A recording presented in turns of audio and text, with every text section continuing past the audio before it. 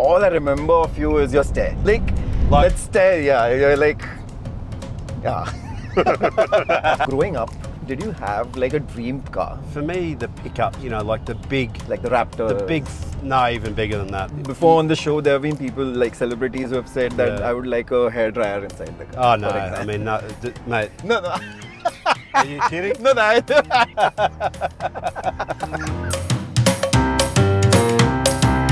Today's episode of Talking Cars with Kalakar is going to be really special. We have a cricketer. Actually, he's not a cricketer. He is a legend, one of the best left-handed batsmen to have ever played the game. A fearsome guy with a bat in his hand, but otherwise a lovely person to talk to. Let's go meet him.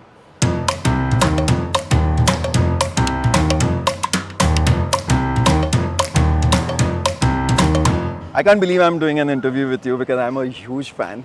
But before we start talking about cars, who's going to win the World Cup? Well, India must, right? It's the home of 1.5 billion people. You haven't lost a match. Yeah. You don't even look like losing a match.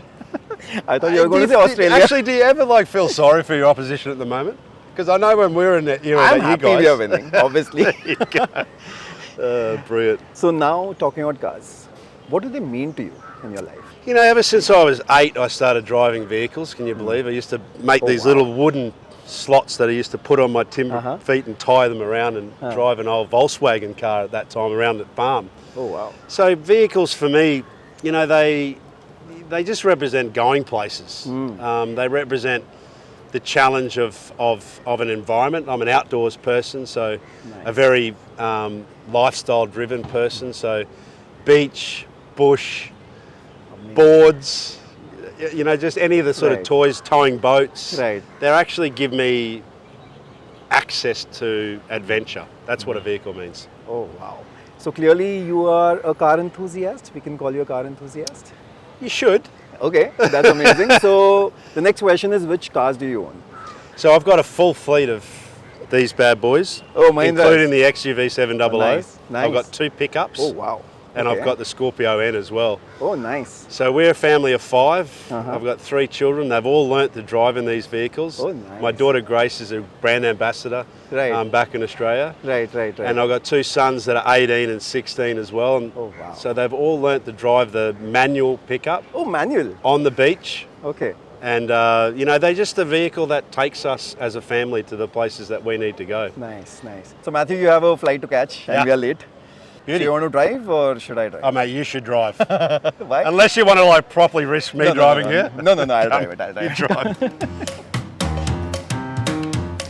We're going to roll it in this one? Yeah. Nice.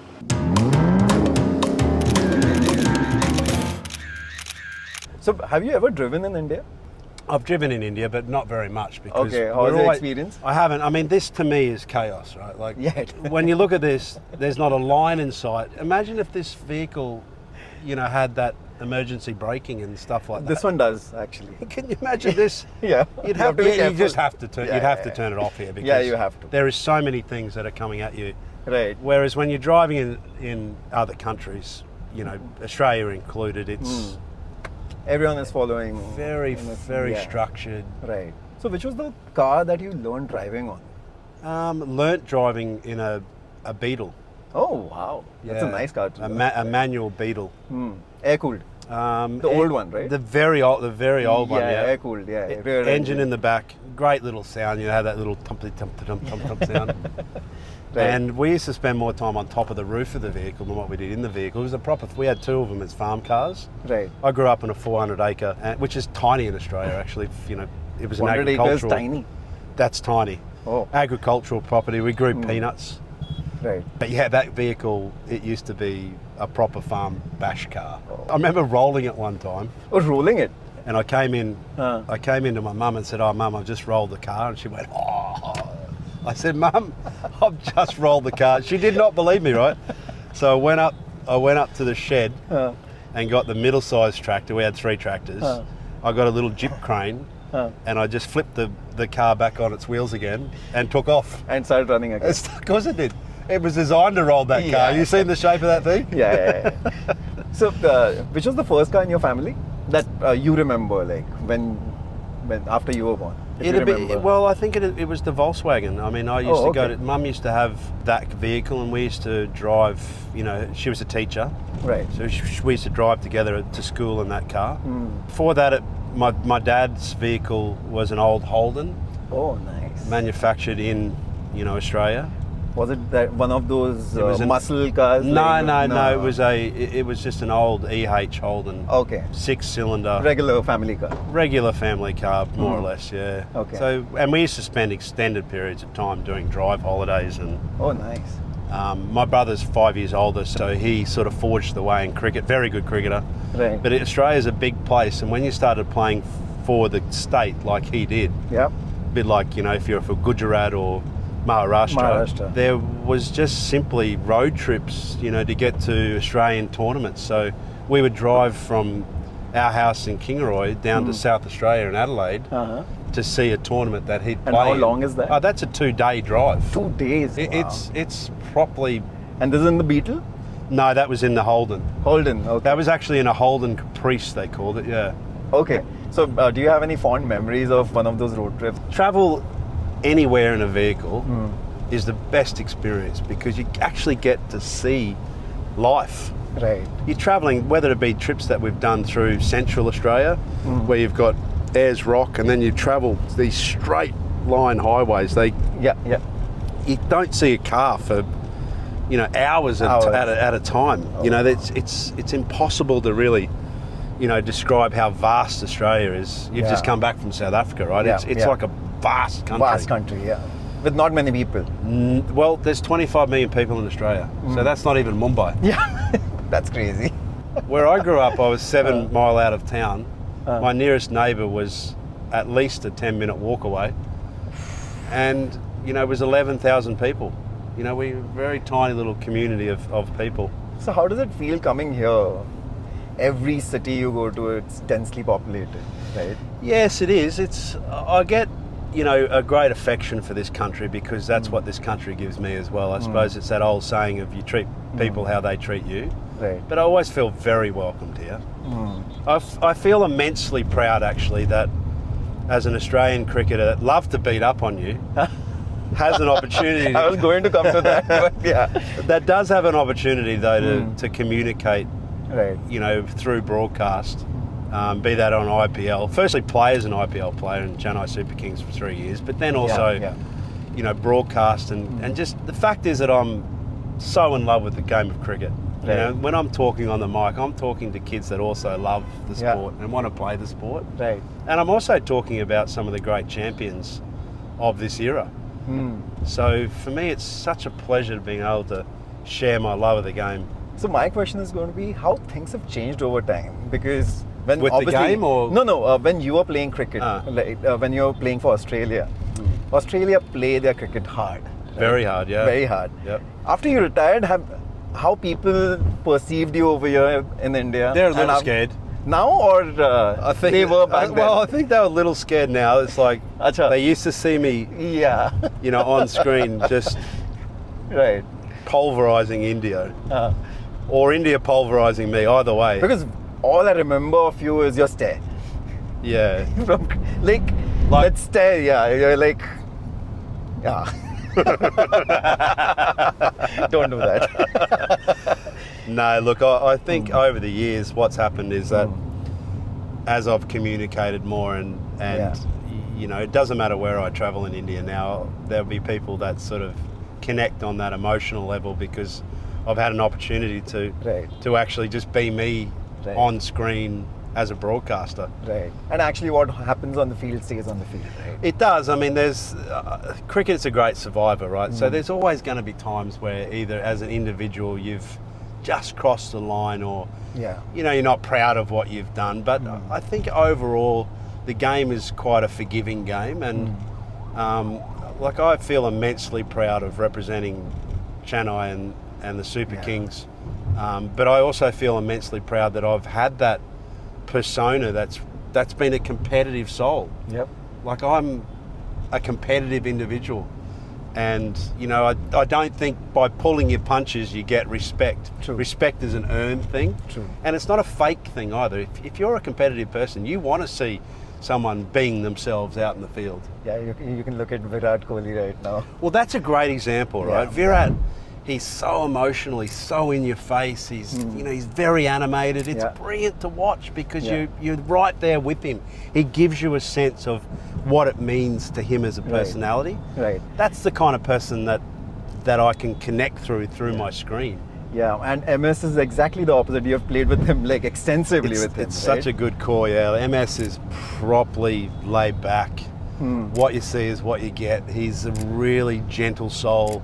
Right. But again, he's got that furnace inside of him that just burns and is competitive. That sometimes come out, right? Whenever if someone drops a catch in the field. That's a good point. It's probably the only time that you see him animated is when there's something less than your best in the field, and he'll be really disappointed. Yeah. So now coming back to cars. So which was the first car you bought with your own money?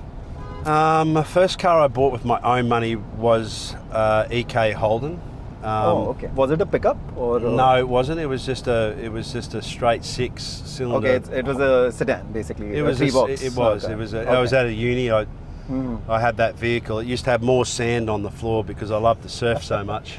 Okay. And it was always running on the smell of an oily rag. Like I'd be constantly down some motorway and running out of fuel and hoping that it was like more of a case of hoping to arrive as opposed to I'm definitely going to arrive like I feel now. Right. But yeah, so it was a Holden. It was an Australian manufactured car. Well, I've had a couple of pretty significant accidents. Okay. One in particular was a university student, and I was travelling along in that same car that I'm talking about, and I actually rolled.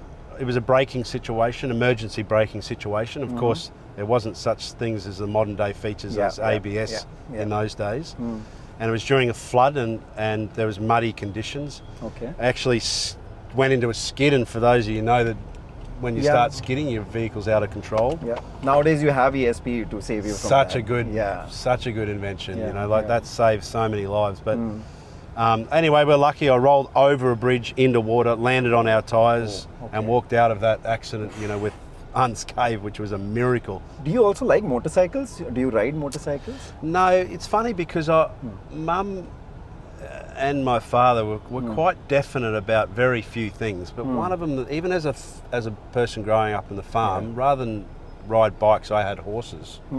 So a lot of the farm work was done on horseback. But motorbikes, they were dead set against.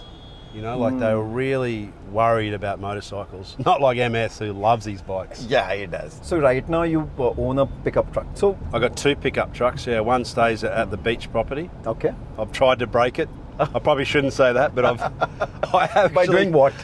Well, it just gets treated in really harsh conditions. You know, so driving it on sand. Okay. You know, through dunes. Right.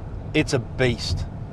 I mean, it literally is a little tractor. It's eaten diff lock. It doesn't matter what situation you get it into. It seems to crawl its way out of trouble. I mean, I have put the thing in impossible situations where I've been genuinely scared, you know, either in ascents or descents, where I've thought, oh, please, let's just make this. And it's made it. I think I could have basically in the end just gone like that, and it just seems to find a way out of it. Growing up, did you have like a dream car that maybe you must have seen on the road when you were really small? Maybe a sports car? Or you were never a sports car guy? No, I'm never a sports car guy. For me, the pickups. Okay. You know, like the big...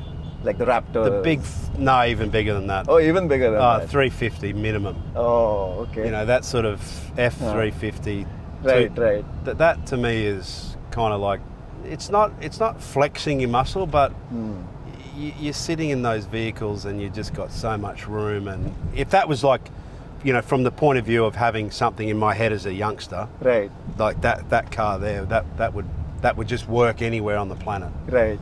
And now I don't have to worry about that because it's, you know, the Scorpio will take me anywhere I want to go. Okay. It's got a low range gearbox. I've also tried to break it, and okay, that as well. Maybe I'm just not tough enough. No, that you are. I can't kill it. I can't kill it. I'm telling you. How do people perceive Mahindra cars back in Australia? Because now they must have started to see more of those back home. right? I think the big shift now is in the XUV700. You know, so up until this point, it's been very much a regional-based product. Right. So the Bush has adopted the little Scorpio pickup as its own. Right. And the reason why it has, because there are people that are frugal people, but they want a good, tough, honest truck that works. Now, Mahindra as a brand is taking on the metro markets. Right. And in taking on the metro markets, you're also taking on 60 plus other original manufacturers. You know, so legacy manufacturers from there. Yeah. The space is really competitive. And look, the thing is, what you'll find in Australia is as well, it's not, now that we've stopped manufacturing our own vehicles, Ford and Holden, right.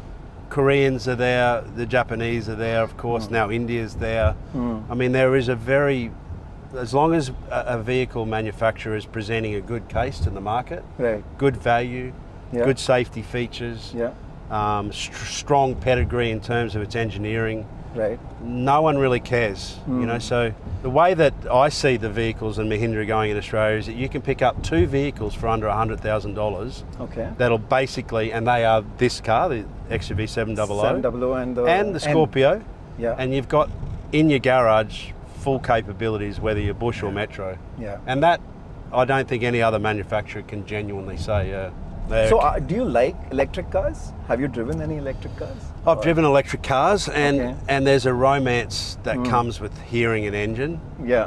Like when you think of naturally exasperated cars that have a V12 in them, and they just sound like they want to go somewhere real fast. Absolutely.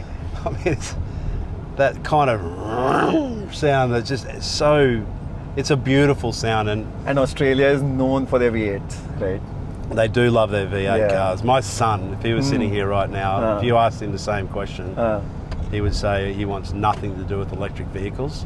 And then I'll be in your seat saying, yeah, but son, like, you got to live on this planet as well, buddy, you know, like.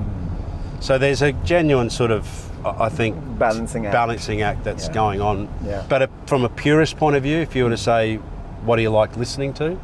I'm telling you that a big V8 or a big V12, even better, V12 would just be, you know, just be now magic. You rarely get them. So before we go, one question: if you want to invent a feature in a car which is not there right now, maybe it is already there, but maybe you haven't experienced it, what will it be? One feature inside a car. There's been a lot of smarter people than me that have actually worked this out, hasn't there? I mean, like there have been before on the show, there have been people like celebrities who have said that I would like a hairdryer inside the car. Oh no, I mean, no, mate. No. Are you kidding? No, I didn't mean to say. No. Oh, man. No, I don't think I need one of them. Maybe an anti-age device would be good, considering I'm now 52. But now my last question is, you have traveled the world. So which is that one country, maybe it could be Australia as well, where the best driving road that you have been on? Maybe you weren't driving, but maybe you are thinking, I should go back and actually go on a road trip. Well, I mean, any of the autobahns in Europe look so fun, you know. You see these supercharged cars going 1,000 miles an hour in one lane, and the rest of us plebs are sitting in the middle, you know, just putting along. But it'd be good fun, I think, to probably take, you know, some vehicle that and travel through. Like a Bugatti Veyron or something? Yeah. Oh yeah. Or a Chiron. Batista. Oh yeah. How's that? Why not? An electric car which goes over 350 kilometers per hour. What is it? 0 to 100 in 3.5 seconds or something? Yeah. I mean, then that's not great. to 100 even. I think it's 100 miles per hour maybe. Oh man, it's crazy, right? But it's look, for me, any time where you're sort of wandering through a little country village, you know, in Tuscany would be a pretty good day out at the office, wouldn't it? Yeah, absolutely. Coming into a vineyard or a cellar door and having some beautiful food and a nice glass of wine. Right. Like, I've spent a lot of time in countries, obviously, playing cricket. Yeah. But I'm fascinated and curious also around being a foodie, travelling through countries which I haven't explored through cricket. Yeah. You know, so all of the sort of football nations, basically. You know, we think of some of the great Real Madrid and any of those sort of European Yeah. footballs. That then you get the Spanish and the different types of cuisine, and I must admit, one of the reasons why I love coming Actually, to India I so wanted much. to ask you more questions about food because I know your love for Yeah, food, I love right? can't you see I love my food? But yeah, I think we have reached the airport, so that is our time. Yeah, man, no worries. Thank you so much. Yeah, pleasure. Yeah, My pleasure. it was a great conversation. He's I got loved my it. guitar. He's got the bigger version of my guitar. All right, thank you Take so it much. easy, eh? Thank you.